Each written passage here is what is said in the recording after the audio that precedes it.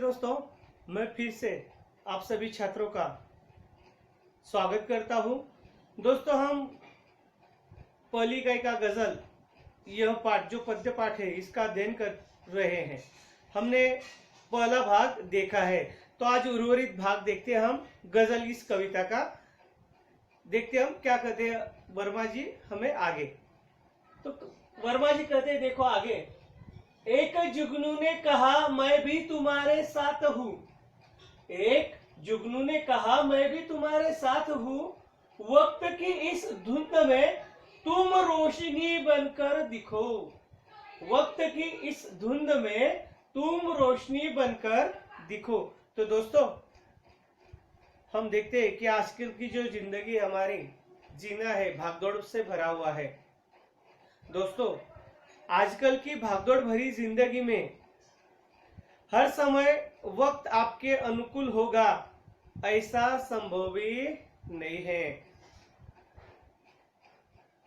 कर्मपथ पर चलने वाले लोगों के जीवन में तो बार बार असफलताएं मिल जाती है, आती रहती है, लेकिन इसके चलते वह अपना आत्मविश्वास खो बैठता है। जब हम जीवन में सफलता पाना चाहते हैं और उस मार्ग की तरफ प्रयासरत रहते हैं, कोशिशें हम करते रहते हैं, तब कभी कभी हमारे जीवन में असफलताएं हाथ में आती है और बार बार असफलताएं हमें मिलने लगी तो हमारा आत्मविश्वास हम खो बैठते हैं। कवि इस बात पर प्रकाश डालते हुए कहते हैं कि बार बार असफलताएं मिलने से हम अपना आत्मविश्वास खो बैठते हैं। यदि व्यक्ति को अपने आप पर भरोसा है तो वही भरोसा अपने धुंध अंधकार जिंदगी में जुगनू का काम करेगा। तुम्हें ऐसे ही आत्मविश्वासी बनकर लोगों के जीवन में जुगनू का प्रेरणादायी कार्य करते हुए चमकना है। दोस्तों, जब वक्त हमारा साथ न दे रहा हो, हर तरफ असफलताएं धुंध के समान जीवन में छाई हो, निराशा रूपी अंधकार का साम्राज्य हो, ऐसे में एक छोटी सी आशा की किरण भी बहुत बड़ा सहारा बन सकती है। ठीक उसी प्रकार जैसे घने अंधकार में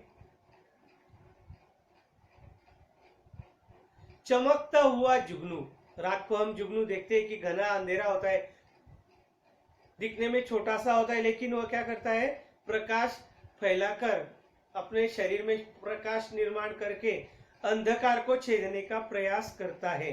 वैसे ही हमारे जीवन में हमें जुगनू बनना है जीवन के अंधकार में। तुम्हें भी निराश हताश लोगों के मन में आशा की किरण जगाना चाहिए, ऐसा हमें कवि बताते हैं वर्मा जी, जिसके कारण समाज हित ही भी संभव है।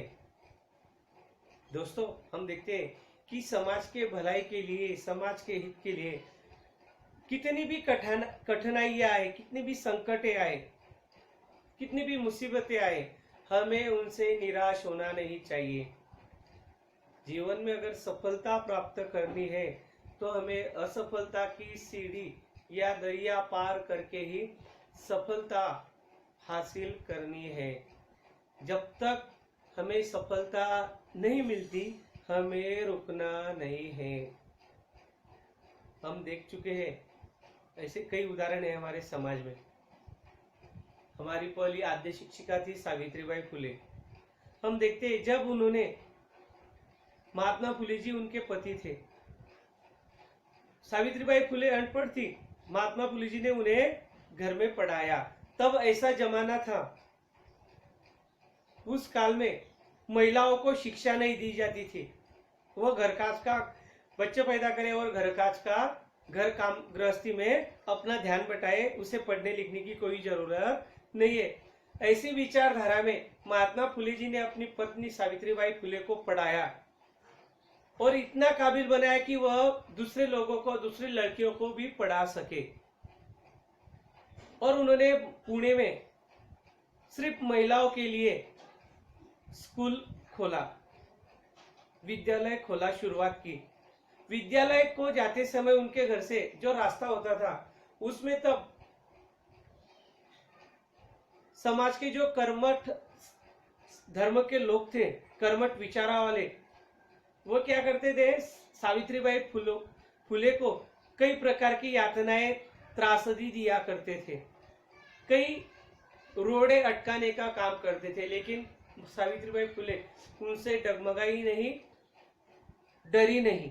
उन्होंने अपना जो कार्य उन्होंने स्वीकार किया था, संभाला था, उसे उसने जिद्दी पूर्वक पूरा करने का प्रयास किया।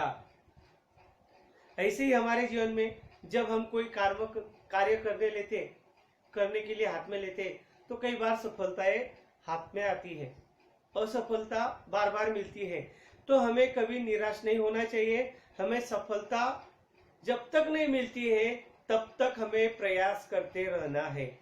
जब हमें सफलता मिलती है तो वह हमारा उदाहरण समाज के सामने हम रखते हैं और समाज को भी हमसे प्रेरणा मिलती है। आगे की पंक्तियां देखते हैं हम दोस्तों। एक मर्यादा बनी है हम सभी के वास्ते, अगर तुम्हें बनना है तो मोती सिप के अंदर दिखो। एक मर्यादा बनी है हम सभी के वास्ते, अगर तुम्हें बनना है मोती सिप के अंदर दिखो। तो दोस्तों हम कहते हैं, कभी आगे कहते हैं, हमें बताना चाहते हैं इस शेर के माध्यम से।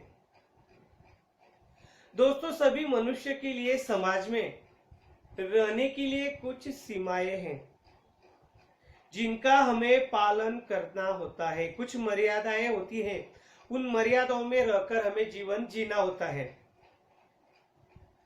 तभी समाज हमें और हमारे व्यवहार को स्वीकार करता है। अगर हम मर्यादा में जीते हैं, सीमाएं में जीते हैं, तभी हमें समाज में स्वीकारा जाता है,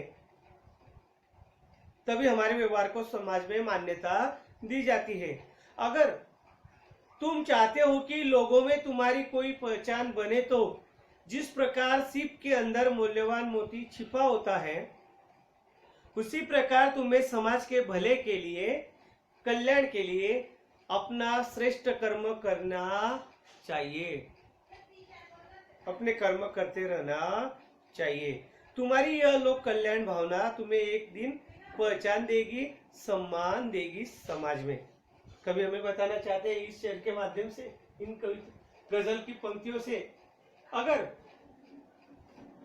समाज में जीना है, मान सम्मान पाना है, तो समाज की जो धारणा है, नियम है, परंपराएं है, मर्यादाएं हैं, उन परंपराओं के अंदर दायरे में रहकर, सीमाओं के अंदर रहकर ऐसा कार्य करना है, उदात्त कार्य करना है, समाज के भले के लिए, समाज के कल्याण के लिए ऐसा श्रेष्ठ कर्म करना है कि लोग हमें अपनी एक अलग पहचान दे, हमें आदर दे, सम्मान दे, तभी हमें जीवन में सफलता मिलेगी, हम सफल बनेंगे। आगे की पंक्तियां देखते हैं हम, कवि क्या करना चाहते हैं।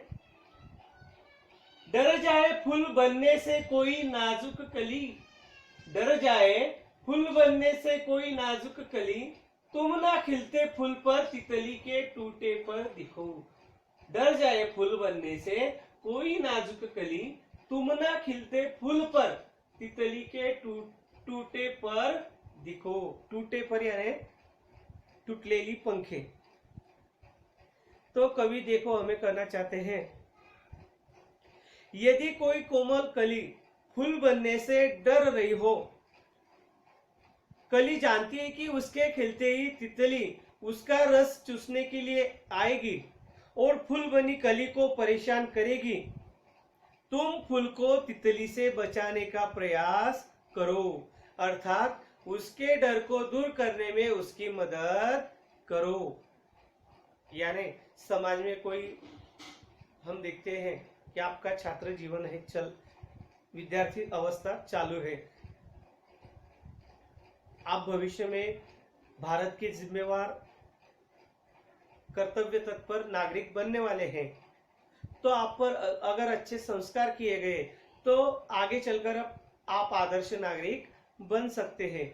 अगर आप पर बुरे संस्कार किए गए, गलत संस्कार किए गए, तो क्या होगा, आप बदमाश बनेंगे, चोर उचक्के बनेंगे।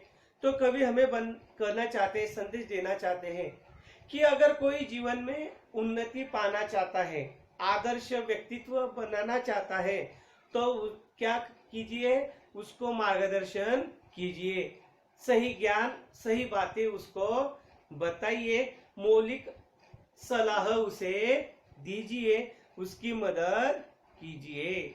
आगे देखते हैं हम अंतिम पंक्तियां क्या कहते हैं हमें कवि वर्मा जी। देखो, कोई ऐसी शक्ल तो मुझको दिखे इस भीड़ में, कोई ऐसी शक्ल तो मुझको दिखे इस भीड़ में, मैं जिसे देखूं उसी में तुम मुझे अक्सर दिखो, मैं जिसे देखूं उसी में तुम मुझे अक्सर दिखो।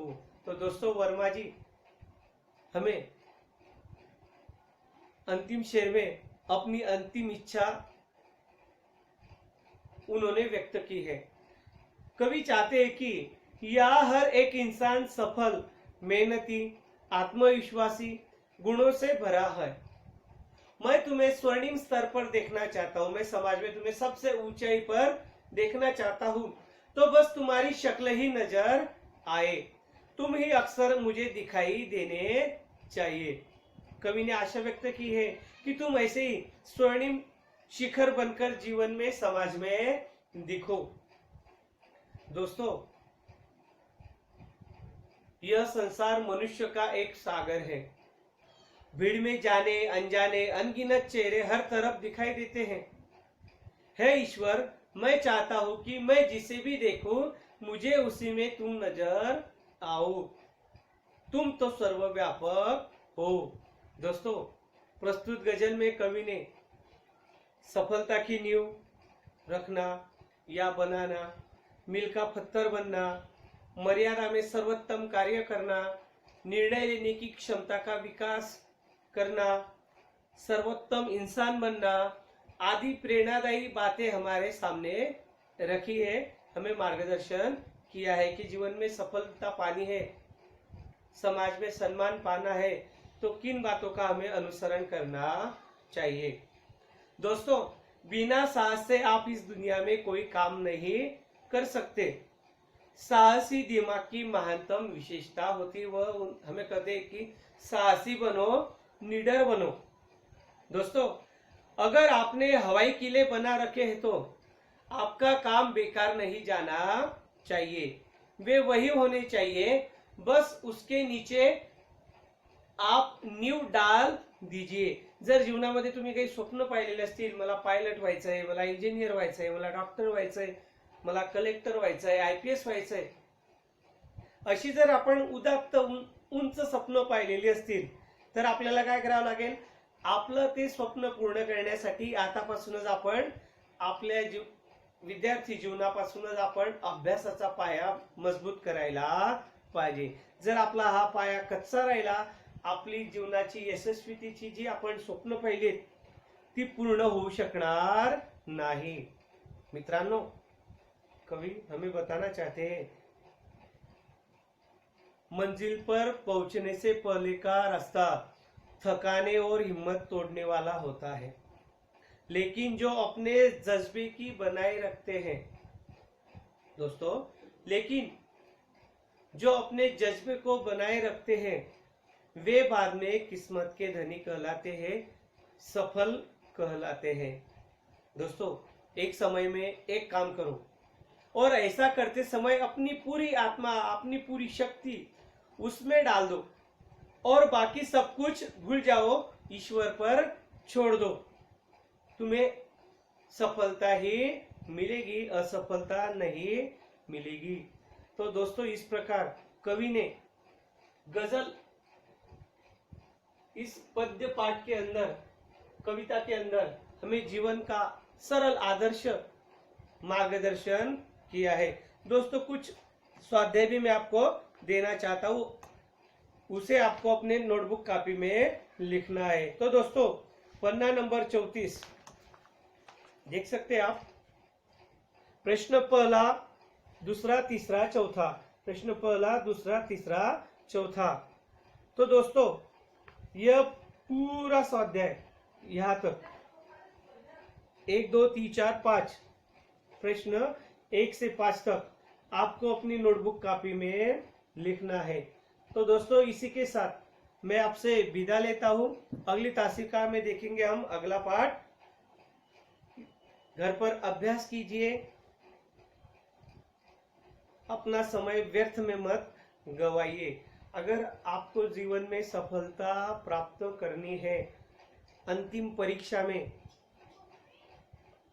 आपने जो सपने देखे हैं कि मुझे इतने परसेंट मिलने चाहिए, मुझे इतने परसेंट अंक मिलने चाहिए, तो आप अभी से तैयारी की तरफ लग जाइए, अभ्यास को लग जाइए, अभ्यास करने के लिए तत्पर रहिए। दोस्तों इसी के साथ मैं आपसे विदा लेता हूं। धन्यवाद।